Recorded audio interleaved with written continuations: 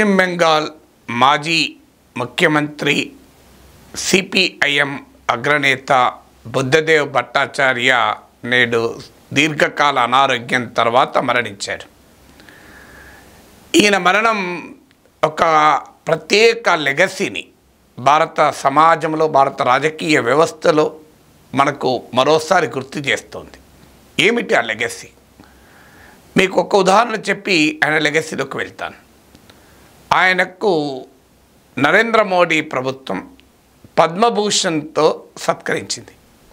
Course communist నేతలు సాధారణంగా state ఇచ్చే అవార్డులు తీసుకోరు కనుక ఆయన తన పార్టీ విలువలకు కట్టుబడి, ప్రిన్సిపల్స్ కట్టుబడి పద్మభూషణ్ పురస్కారాన్ని గౌరవంగా తిరస్కరించారు.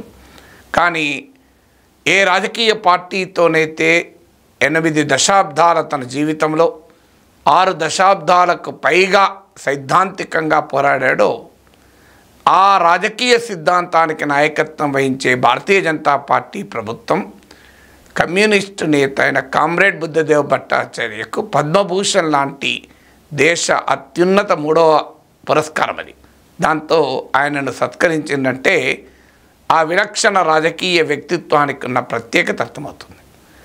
బుద్ధదేవ్ భట్టాచార్య 11 సంవత్సరాల పాటు బెంగాల్ ముఖ్యమంత్రిగా ఉన్నప్పుడు ఆయన తన రాజకీయ పోరాటం కీలకంగా మమతా బెనర్జీ పైన, తృణమూల్ కాంగ్రెస్ పైన, చివరకు సిపిఎం ఓటమికి కూడా మమతా బెనర్జీయే కారణం.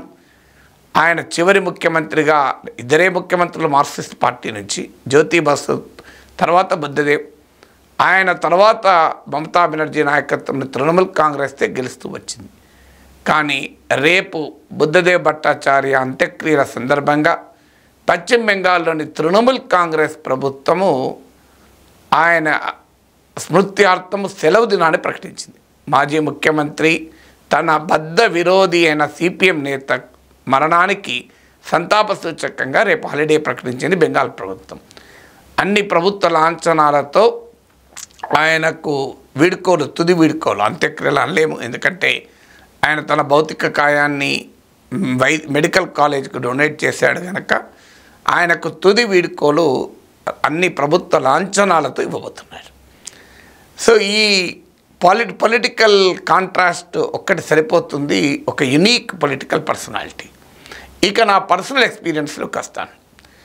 బహుశా దాదాపు ఒక ఆయన ముఖ్యమంత్రిగా ఉన్న సమయంలోనే, అంటే నియర్లీ 2 డికేడ్స్ ముందు, కరెక్ట్గా ఇయర్ గుర్తులేదు, కలకత్తా యూనివర్సిటీలో ఒక లెక్చర్ ఇవ్వటానికి నేను వెళ్ళాను. నన్ను యూనివర్సిటీ వారు కారు పంపించి ఎయిర్పోర్ట్లో రిసీవ్ చేసుకున్నారు. మేము కారులో వెళ్తుండగా డ్రైవర్ ఆపి, సార్ ఇక్కడ చూడదగిన ప్లేసు అన్నాడు. అటు చూస్తే ఏమీ లేదు, ఒక సాధారణ మిడిల్ క్లాస్ కాలనీ, ముందున్న కాలనీలో పోతుంది వెహికల్. ఏంటి ఇక్కడ ఏముంది అన్నాను. అటు చూడండి సార్ అని అపార్ట్మెంట్లు చూపెట్టాడు.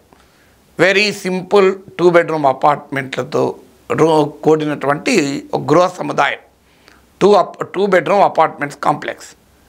ఇక్కడ ఎందుకు ఆపావయ్యా అన్నాడు. ఇక్కడ మీకు తెలుసా సార్, మా రాష్ట్ర ముఖ్యమంత్రి బుద్ధదేవ్ భట్టాచార్య ఇక్కడే ఉంటాడు అన్నాడు. అక్కడ ఏ హడావడి లేదు, సెక్యూరిటీ లేదు, ఒక 2 బెడ్రూమ్ అపార్ట్మెంటు, ఇక్కడ బుద్ధదేవ్ భట్టాచార్య ఉంటాడా అంటే ఆయన మొదటి నుంచి ఇక్కడే ఉంటాడు సార్, ఇప్పుడు ఇక్కడే ఉంటున్నాడు అన్నాడు. ఆయన తర్వాత 2011లో పదవి విరమణ తర్వాత కూడా అదే 2 బెడ్రూమ్ అపార్ట్మెంట్లో ఉన్నాడు. ఇవాళ మనకు తెలుసు, ఒక కార్పొరేటర్ అయితే విల్లాలు కొనుక్కుంటున్న సమయంలో ఒక రాష్ట్రానికి 11 ఏళ్ళు 11 ఇయర్స్ ముఖ్యమంత్రి, అంతకుముందు 77 నుంచి 2023 ఏళ్ళు మంత్రి, అనేక సంవత్సరాల పాటు జ్యోతి బసు ప్రభుత్వంలో నెంబర్ 2, అలాంటి నాయకుడు ఒక డబుల్ బెడ్రూమ్ అపార్ట్మెంట్లో ఉన్నాడు. ఇది చాలామంది కమ్యూనిస్ట్ నేతల వ్యక్తిగత జీవిత విలువలకు ప్రత్యేకం. మనకు తెలుగువారైన పుచ్చలపల్లి సుందరయ్య సైకిల్ పైన పార్లమెంటుకు వెళ్ళిన సంగతి మనకు తెలుసు. ఒకసారి ఆయన పార్లమెంటుకు సైకిల్ మీద వెళ్తుంటే ప్రధానమంత్రి నెహ్రూ కారు ఆగితే ఆ కారు పోతూ ఆపి, సుందరయ్య గారు రండి అని. అప్పుడు ఆయన రాజ్యసభలో ప్రతిపక్ష నేత, పార్లమెంట్లో అపోజిషన్ లీడర్. అంటే నీది కారు నాది సైకిల్ అని చెప్పి నవ్వి తన సైకిల్ మీద వెళ్ళిపోయాడు. నృపేన్ చక్రవర్తి ఆయన త్రిపుర రాష్ట్ర ముఖ్యమంత్రి. ఆయన ముఖ్యమంత్రి పదవి అయిపోయాక ఒక సూట్ కేసు నిండా బట్టలు పట్టుకొని బయటికి వచ్చేసాడు ముఖ్యమంత్రి గారి నుంచి. ఇంకా ఆశ్చర్యం చెప్తాను, నేను రామ్ మాధవ్ను ఇంటర్వ్యూ చేశాను, మీరు చూసి ఉంటారు, వీకెండ్ విత్ నాగేశ్వర్ ఒక సిరీస్లో. రామ్ మాధవ్ చెప్పిన విషయం, రామ్ మాధవ్ భారతీయ జనతా పార్టీ నాయకుడు, ఆర్ఎస్ఎస్ నేత. ఆయన ఎట్టి పరిస్థితుల్లో కమ్యూనిస్టు పార్టీ పట్ల ఏమాత్రము సానుభూతి ఉండే వ్యక్తి కాదు. నరనరాన యాంటీ కమ్యూనిస్ట్ ఐడియాలజీ ఉన్న వ్యక్తి. కానీ నిజాయితీకి మారుపేరు, తన సైద్ధాంతిక నిబద్ధతకు మారుపేరు. ఆయన నమ్మిన సిద్ధాంతానికి కట్టుబడి ఉంటారు. ఆయన నాకు రామ్ మాధవ్ చెప్పాడు, త్రిపుర ముఖ్యమంత్రి మాణిక్ సర్కార్ ఆయన ముఖ్యమంత్రిగా ఉన్న సమయంలోనే ఆయన సతీమణి రిక్షాలో టెంపుల్కి వెళ్ళేదట. ఆమెకు అనారోగ్యం, మోకాలు నొప్పులు ఉన్నట్లున్నాయి. అందువల్ల రోజు ఆమె రెగ్యులర్గా టెంపుల్కి వెళ్ళేది. సో రిక్షాలో వెళ్ళేదట. మీరు ఊహించండి, ఇప్పుడు కమ్యూనిస్టు నేతల సింప్లిసిటీకి ఇది ఉదాహరణ. అందరూ ఇలా ఉన్నారని నేనేమంటలేను. కానీ ఆర్ఎస్ఎస్ నాయకుడైన రామ్ మాధవ్ చెప్పాడు, మార్క్సిస్ట్ నేత సతీమణి గుడికి వెళ్ళడం ఏంటి అని ఎవరికైనా అనుమానం రావచ్చు. అది ఎవరి నమ్మకాలు, ఎవరి విశ్వాసాలు వారి. కానీ ఇందులో కీలకమైందంటే ఒక సిట్టింగ్ చీఫ్ మినిస్టర్ వైఫ్ ఒక సాధారణంగా రిక్షా ఎక్కి వెళ్ళిపోవడం. మనం ఊహించగలమా? మన దగ్గర అసలు బుల్లెట్ ప్రూఫ్ వాహనాలు మామూలుగా ఉండదు. అలాగే మాణిక్ సర్కార్ ఓడిపోయాక ఆయన స్పీకర్కో లేఖ రాశాడు.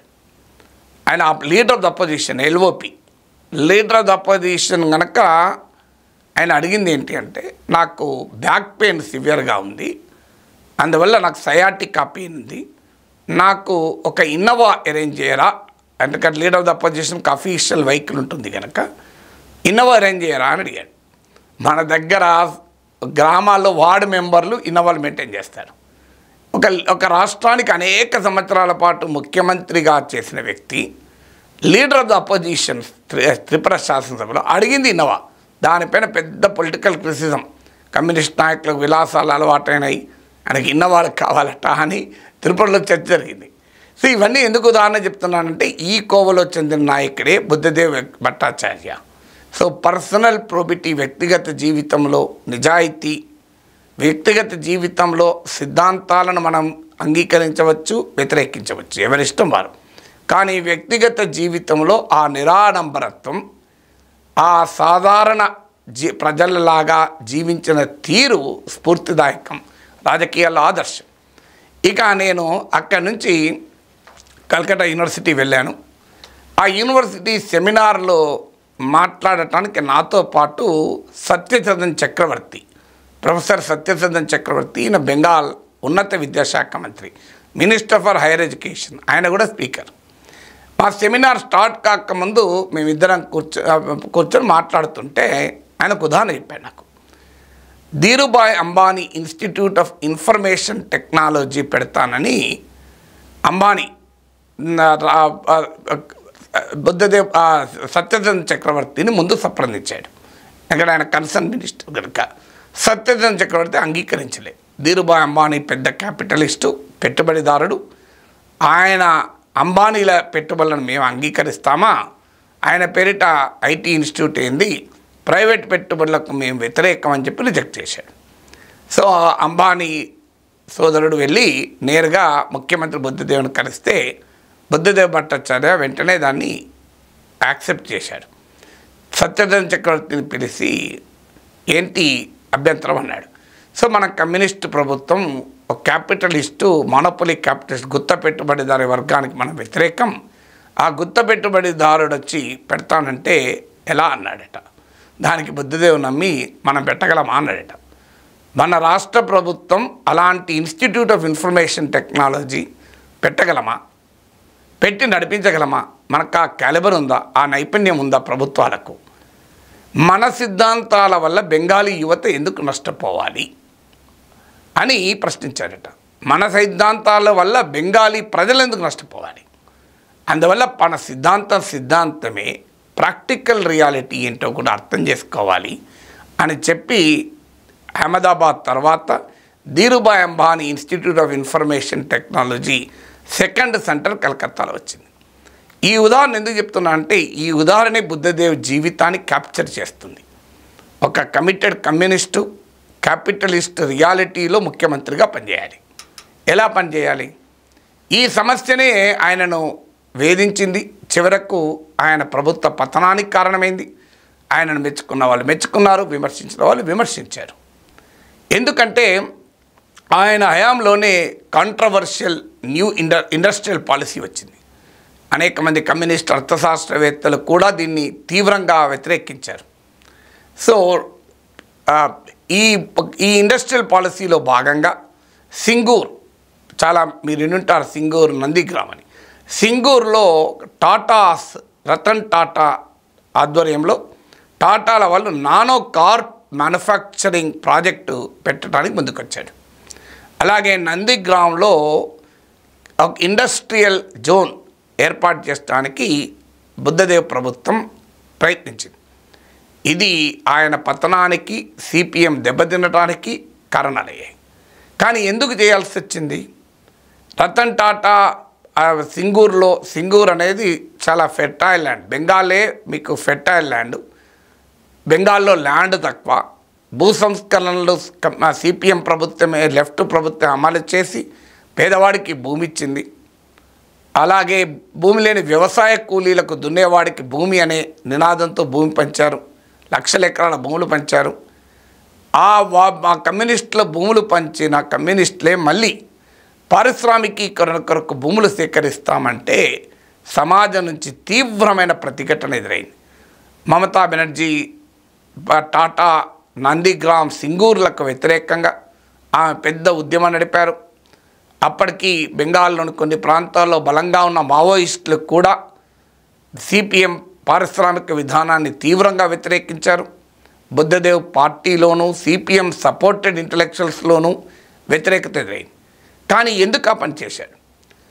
బెంగాల్లో అగ్రికల్చరల్ రిఫార్మ్స్ అంటే భూ సంస్కరణలు అమలు చేశారు. స్థానిక సంస్థలకు అధికారికత ఇచ్చారు. ఈ రెండు బెంగాల్ లెఫ్ట్ ఫ్రంట్ సాధించిన విజయాలు. ఫలితంగా కేంద్ర ప్రభుత్వ లెక్కల ప్రకారం కూడా అగ్రికల్చరల్ ప్రొడక్షన్లో టాప్ స్టేట్స్లో ఒక స్టేట్గా బెంగాల్ రూపొందింది. కానీ తర్వాత వాట్ నెక్స్ట్? అగ్రికల్చరల్ ఎకానమీతోనే పెరుగుతున్న ప్రజల అవసరాలను తీర్చలేము.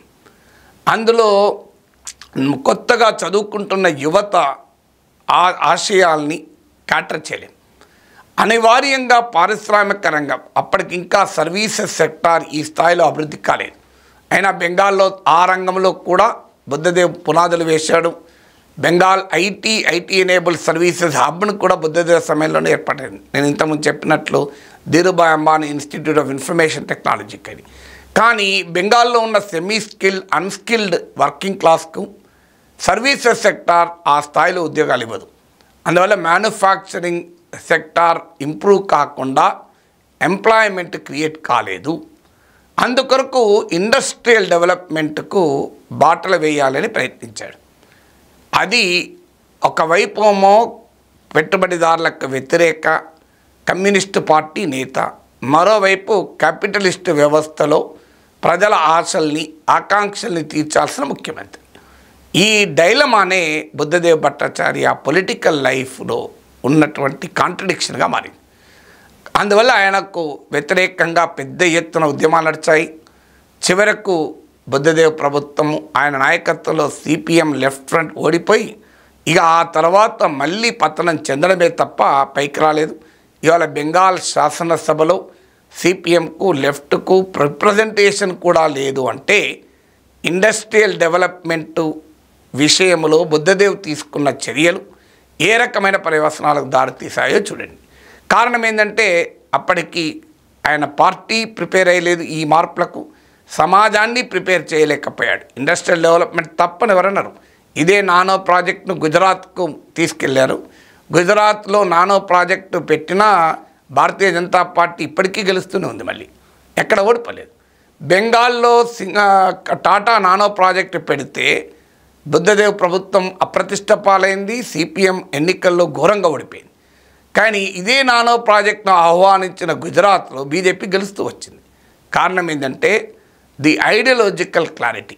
భారతీయ జనతా పార్టీకి ఈ ఐడియాలజికల్ హ్యాంగ్ ఓవర్ లేదు. కమ్యూనిస్టులు ఒకవైపేమో పెట్టుబడిదారీ వ్యతిరేక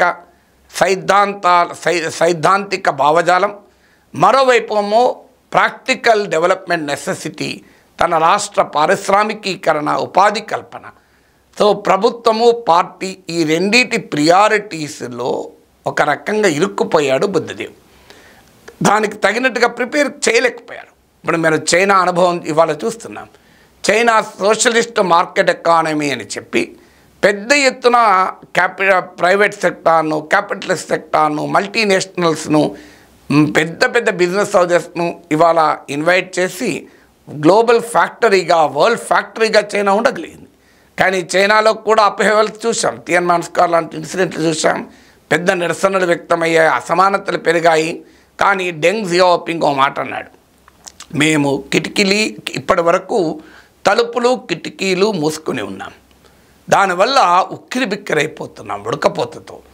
కిటికీలు తలుపులు తెరుస్తాం, చల్లటి గాలిని పీలుస్తాం, దాంతోపాటు ఈగలు దోమలు కూడా వస్తాయి. ఆ ఈగలు దోమల్ని మేము అంతం చేస్తాం, చల్లని గాలిని మాత్రమే ఎంజాయ్ చేస్తామన్నాడు. డెంగ్ జియాఓపింగ్ నాయకత్వంలో తెచ్చిన రిఫార్మ్స్ ఇవాళ చైనా ఎకానమీని ప్రపంచంలో ఒక పెద్ద ఎకానమీగా మార్చేసింది. ఇవాళ world cannot decouple from China. America కూడా ఏమంటున్నారు, మేము డీకపుల్ చేసుకోలేము, డీ రిస్క్ మాత్రమే చేసుకుంటాం అంటున్నారు. ఎందుకంటే వరల్డ్ ఎకానమీ చైనా నుంచి డీకపుల్ చేసుకోలేని పరిస్థితికి నెట్టివేయబడింది. భారతదేశం కూడా ఇటీవల ఎకనామిక్ సర్వేలో మోడీ ప్రభుత్వం చైనా నుంచి విదేశీ పెట్టుబడులు పెద్ద మొత్తంలో ఆకర్షించాలి అని చెప్పి రికమెండ్ చేసింది. సో ఎందుకు అక్కడ జరిగింది ఏంటంటే చల్లని గాలి, ఈగలు దోమలు. బెంగాల్లో బుద్ధదేవ్ కూడా అదే చేశాడు. పెట్టుబడిదారీ వర్గమైన టాటాలను పిలిచి క్యాపిటలిస్టులను పిలిచాడు. ఇన్వెస్ట్మెంట్ చేయాలంటే క్యాపిటలిస్టులు చేస్తారు, కమ్యూనిస్టులు కాదు ఇన్వెస్ట్ చేయాల్సింది. సిద్ధాంతాలు చెప్తే ఇన్వెస్ట్మెంట్ రాదు. ఇన్వెస్ట్మెంట్లను క్యాపిటలిస్టులను పిలిచారు. అది దాంతోపాటు ఈగలు దోమలు కూడా వస్తాయి, చల్లటి గాలి అనే ఉద్యోగాలు కూడా వస్తాయి. ఇది కన్విన్స్ చేయలేకపోయారు. Trade union based communist party capitalist డెవలప్మెంట్లో అడ్జస్ట్మెంట్ చేసుకోలేకపోయారు. సో ఒకవైపు ఐడియాలజికల్ అపోజిషను, పెట్టుబడిదారులను ఎలా ఆహ్వానిస్తాం, రెండో వైపు ట్రేడ్ యూనియనిజము, మరోవైపు గవర్నమెంట్గా చీఫ్ మినిస్టర్గా ఇండస్ట్రియల్ డెవలప్మెంట్ ఆవశ్యకత. దీన్ని సరిగా పార్టీని, సమాజాన్ని ప్రిపేర్ చేయలేకపోవడమే జరిగిన నష్టం. చైనాలో ప్రిపేర్ చేయగలిగారు కనుక ఇప్పటికీ కూడా అనేక ఒడిదుడుకులు, ఛాలెంజెస్ ఉన్నా చైనా కమ్యూనిస్ట్ పార్టీ నిలబడగలిగింది. సోవియట్ కమ్యూనిస్ట్ పార్టీ ఈ బ్యాలెన్స్ చేయలేకపోయింది, దెబ్బతిన్నది. నేను 1988లో మాస్కోలో పర్యటించాను. నాకు ఆశ్చర్యం వేసింది. ఒక సోప్ కావాలంటే క్వాలిటీ సబ్బు దొరకదు, రాయిలాగా ఉంటుంది. టూత్పేస్ట్ వాసన కొడుతుంది, కంపు కొడుతుంది. టూత్ బ్రష్ అయితే మన దగ్గర పశువుల్ని క్లీన్ చేయడానికి వాడతారు. ఇవన్నీ చూసి ఆశ్చర్యపోయాను. ఇంత కన్జ్యూమర్ గుర్తులేవు. నేను ఓల్డ్ స్పైస్ పట్టుకెళ్తే హోటల్లో ఆశ్చర్యంగా చూశాను నేను. కానీ అదే మాస్కోలో నేను ఇండస్ట్రియల్ ఎగ్జిబిషన్ పోయాను. అసలు ఆశ్చర్యం వేస్తుంది. ప్రతి పొలానికి ట్రాక్టర్ ఇవ్వగలిగారు. ఎప్పుడు దాదాపు నేను 1988లో వెళ్తే 60-70 ఏళ్ల క్రితం ఇవ్వగలిగారు. స్పేస్ ఎగ్జిబిషన్కి వెళ్ళాను. తొలి మానవుణ్ణి వాలంటీనా టెలిస్కోవాను అంతరిక్షంలోకి పంపింది సోవియట్ యూనియన్. తొలి మహిళ యూరీ గగారిన్ తొలి మానవుని పంపింది సోవియట్ యూనియన్. తొలి మహిళ వాలంటీనా టెలిస్కోని పంపింది సోవియట్ యూనియన్. తొలి ఉపగ్రహం స్పుట్నిక్ను ప్రయోగించింది సోవియట్ యూనియన్. సో స్పేస్ టెక్నాలజీలో ఇంత అద్భుతమైన విజయాలు సాధించిన సోవియట్ యూనియన్ ఒక సోపు, టూత్పేస్టు అంటే సోవియట్ కమ్యూనిస్ట్ పార్టీ ప్రియారిటీస్లో ఉన్న లోపం, మెటీరియల్ నీడ్స్ పట్ల ప్రజల ఆసక్తిని గమనించలేకపోయారు. సో ఆ ఫ్రస్ట్రేషనే సోవియట్ కమ్యూనిస్ట్ పార్టీని దెబ్బతీసి సోవియట్ యూనియన్ పతనానికి కారణమైంది.